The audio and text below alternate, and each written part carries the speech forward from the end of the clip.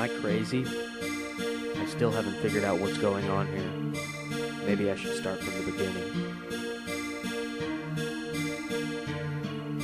I think it all started about 6 months ago.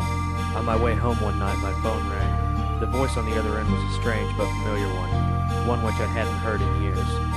The voice beckoned me to come back to my hometown, silent Bentonville. I don't know what force made me come back here, but I left that night.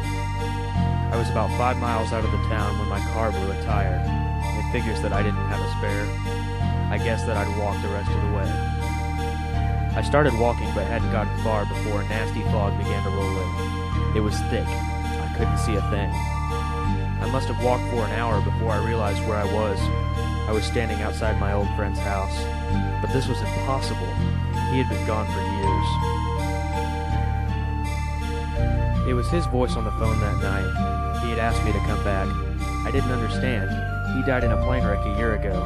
He had just been hired by a major company and was visiting to locate a new house, but he never made it. I stepped into the house. It wasn't the same.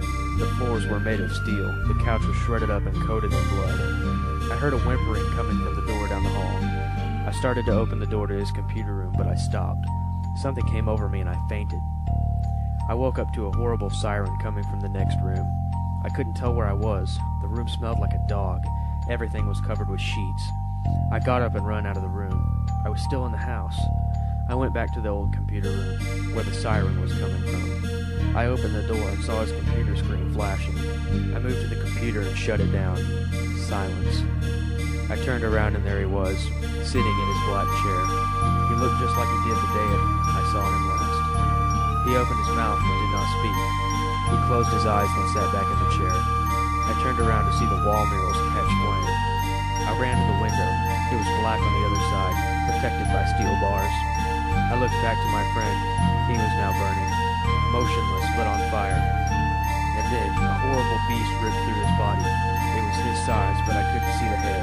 He had on an oversized red hat covering his face, with a brown tunic covering his body.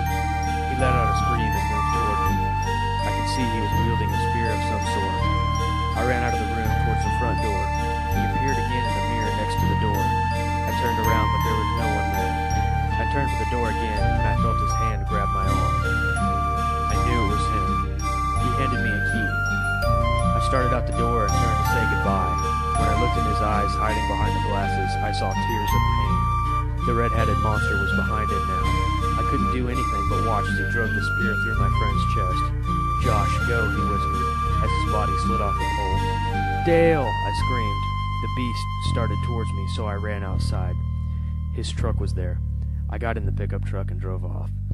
I drove for days without stopping, but the fog never lifted. And here I am, still driving, unable to get away from my childhood town, cursed to be by myself, alone in silent Bentonville.